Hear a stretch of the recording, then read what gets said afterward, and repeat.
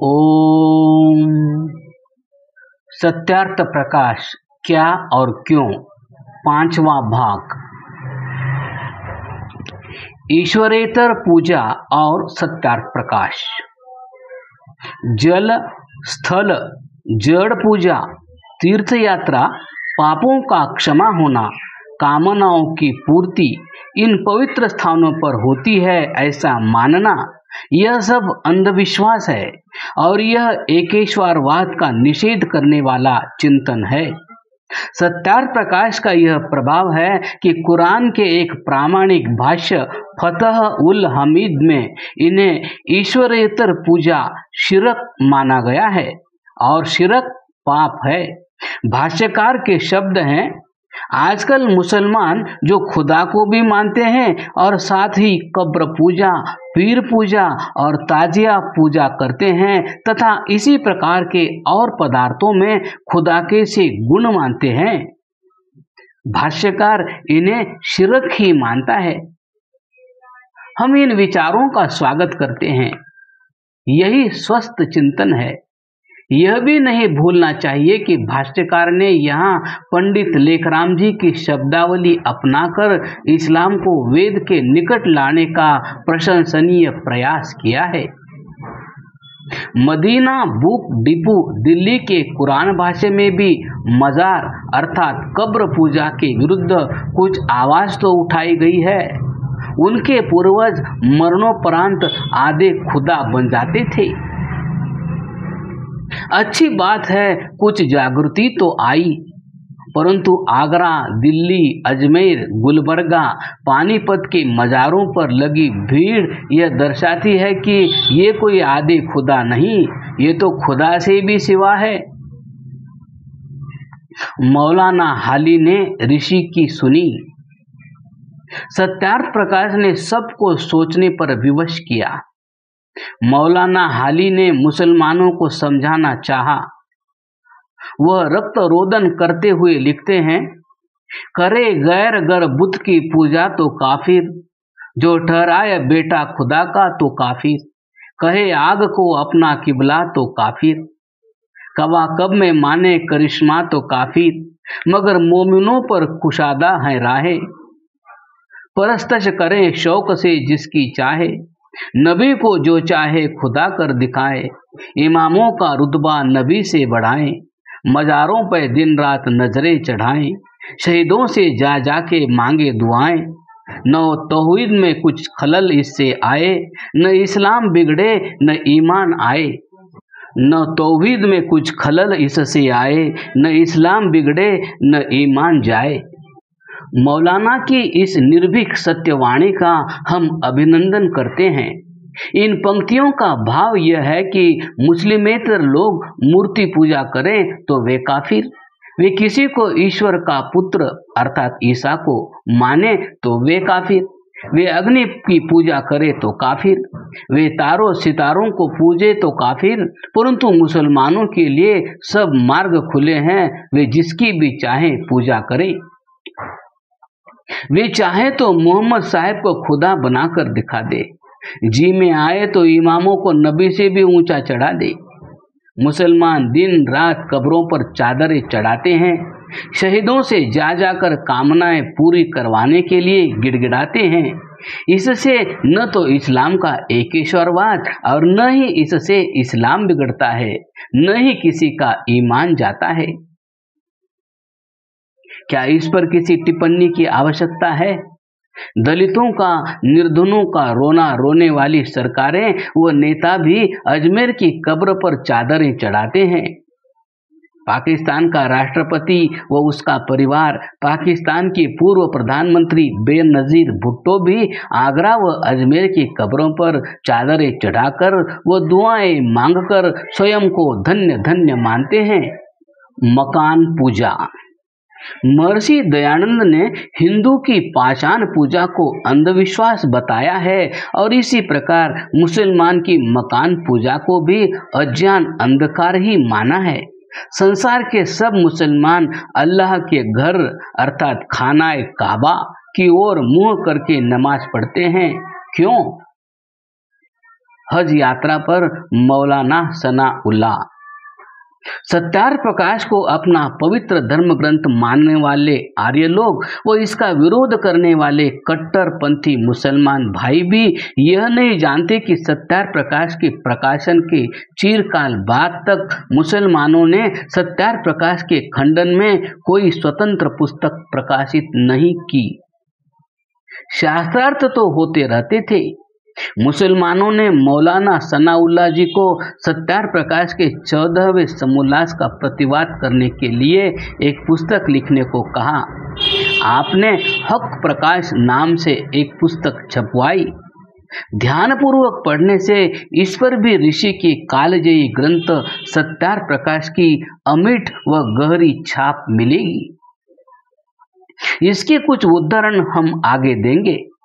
यहाँ एक रोचक घटना देना आवश्यक समझते हैं। 20वीं शताब्दी की चौथी दशाब्दी में मौलाना हज करने गए। हाजियों के लिए श्याम पत्थर को बोसा अर्थात चुंबन देना आवश्यक है। इसके बिना हज पूरा नहीं समझा जाता। मौलाना ने काले पत्थर को नहीं चूमा। इस पर उनका विरोध हुआ। उनके इस आचरण की निंदा में लेख लिखे गए। माननीय मौलानी जी का उत्तर था, क्या हज के समय ऐसा करना आवश्यक है? इसकी क्या आवश्यकता है? बात आई गई हो गई। कुरान के एक भाष्यकार को यह सूझ कहां से मिली? इस्लाम के इतिहास में यह एक अपवाद है। निष्पक्ष हृदय पाठकों को मानना पड़ेगा कि यह सत्यार्थ प्रकाश का ही चमत्कार है। एक विष वृक्ष।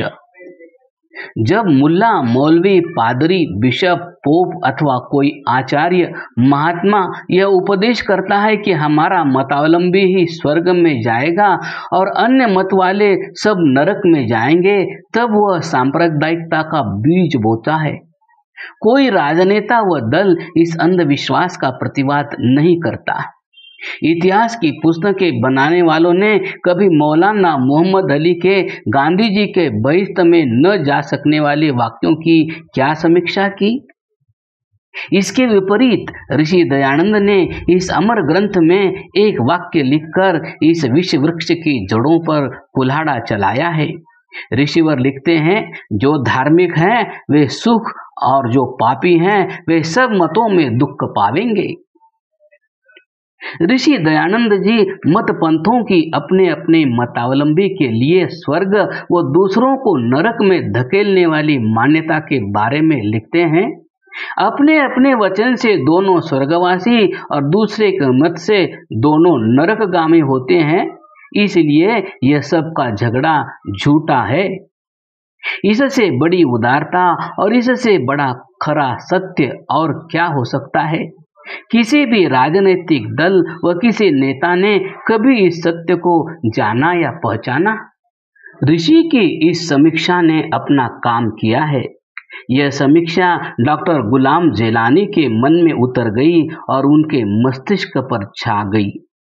आप अन्यत्र उनकी पुस्तक दो इस्लाम के पृष्ठ 169-170 के उदाहरण ध्यान से पढ़िए और विचारिए। सत्यार्थ प्रकाश की देन का पता चलेगा। प्रसंगवश यहाँ बता दें कि डॉक्टर आबिद हुसैन जी ने महात्मा गांधी की आत्मकथा का उर्दू अनुवाद किया है। यह अनुवाद तलाशे हक के नाम से गांधी स्मारक निधि ने प्रकाशित किया है। इसकी विशेषता यह है कि देश के जिन दिवंगत महापुरुषों को गांधी जी ने लेट अर्थात स्वर्गीय कहकर अपनी आत्मकथा में स्मरण किया है, मौलाना आबिद हुसैन ने उनमें से प्रत्येक मुस्लिम नेता के लिए मरहूम शब्द का प्रयोग किया है और मुस्लिमेतर के लिए आंजहानी शब्द का प्रयोग किया है। पहले का अर्थ जिस पर अल्लाह की कृपा हो जो स्वर्गवासी है और दूसरे शब्द का अर्थ है जो काफिर नरकगामी है। बहिश्त में काफिरों का प्रवेश। बहिश्त मोमिनों के लिए और दोजख काफिरों के लिए है। यह कुरान कहता है, जन्नती बहिश्त में मौज मारेंगे, खाने पीने को बहुत कुछ होगा। ऋषि ने एक प्रश्न पूछा है कि बहिष्ठी मलमूत्र का विसर्जन करेंगे तो दुर्गंधी फैलेगी, गंदगी को दूर किया जाएगा या नहीं। मौलाना सनाउल्लाह जी को इसका उत्तर नहीं सूझा तो खींच कर लिखा कि यह बेगार काफिरों से ली जाएगी। यह विचार तो अच्छा है कि इस्लामी स्वर्ग को नरक बनने से बचाने के लिए हमारी सेवाओं का लाभ उठाया जाएगा। नरक तो नरक है, हमारे बिना तो बहिश्त भी नरक बन जाएगा। परंतु अल्लाह व रसूल ने तो कलाम पाक में यही बताया है कि काफिरों का स्वर्ग में प्रवेश संभव ही नहीं। यह सत्यार्थ प्रकाश का जादू है कि मौलाना को यह खुदाई आदेश निरस्त करके हमें बहिश्त में प्रवेश देना पड़ गया। यह किसने सिखाया? मौलाना सनाउल्लाह जी ने प्रचलित इस्लाम से हटकर सत्यार्थ प्रकाश की ठंडी छांवों में बैठकर यह घोषणा कर दी, जो कुछ विपदा तुमको पहुंचती है तुम्हारी शामते आमाल अर्थात दुष्कर्मों का ही फल है। वैसे मौलाना ऐसे हड़बड़ाए अथवा कट्टरपंथी मुसलमानों के डर से इसी पुस्तक में इसके विपरीत प्रचलित इस्लाम के मत को भी इन शब्दों में दिया है। अतः सांसारिक सुख दुख किसी पुण्य व पाप के फलस्वरूप नहीं, पुण्य व पाप का वास्तविक फल दूसरे जीवन पर है जिसे आप परलोक कहते हैं। फिर इसी स्वर में लिखा है, जो कुछ संसार में होता है खुदा की इच्छा से निश्चय से होता है। सत्यार्थ प्रकाश ने सब मतपंथों के विचारों में हलचल मचाई है। दिन रात कर्मफल सिद्धांत को झुठलाने वाले मुस्लिम जगत में अब ईश्वर की इच्छा से ही सब कुछ होता है ऐसा कहने के बजाय कर्मानुसार सुख दुख को मान्यता दे रहे हैं। वैसे सत्यार्थ प्रकाश के प्रकाशन से भी बहुत पहले निजाम उल मुल्क ने नादिर शाह के आक्रमण के समय सन 1739 में रक्तपात देखकर कहा था, शामते आमाले मासूरते नादिर गरीफत, अर्थात हमारे दुष्कर्मों का दंड रूपी फल नादिर शाह के रूप में प्रकट हुआ है। सत्यार्थ प्रकाश पर प्रहार करते करते मौलाना सनाउल्लाह सत्यार्थ प्रकाश की बोली बोलते हुए घोषणा कर गए, यह ठीक है कि जो पापी हैं वे सब मजहों में दुख ही पावेंगे। ये शब्द मौलाना ने कुरान से नहीं, इसी कालजे ग्रंथ से लिए हैं। खुदा का घर काबा। मुस्लिम साहित्य में काबा को खुदा का घर बताया जाता रहा है। फारसी के उर्दू के प्रामाणिक शब्दकोश देख लीजिए। फिरोज उल लुगात में अर्शे बरी को वह आकाश जहां खुदा का तख्त है बताया गया है। सत्यार्थ प्रकाश का यह प्रभाव है कि जनाब अनवर शेख ने अपने ग्रंथों में यह प्रश्न उठाकर सबको चौंका दिया है कि अल्लाह का घर अरब में ही है। मुंबई, कराची व दिल्ली में उसने क्यों कोई घर नहीं बनाया? अभी तक शेख साहिब की शंका का निवारण करने कोई आगे नहीं निकला। अंधविश्वास एक आध्यात्मिक रोग है।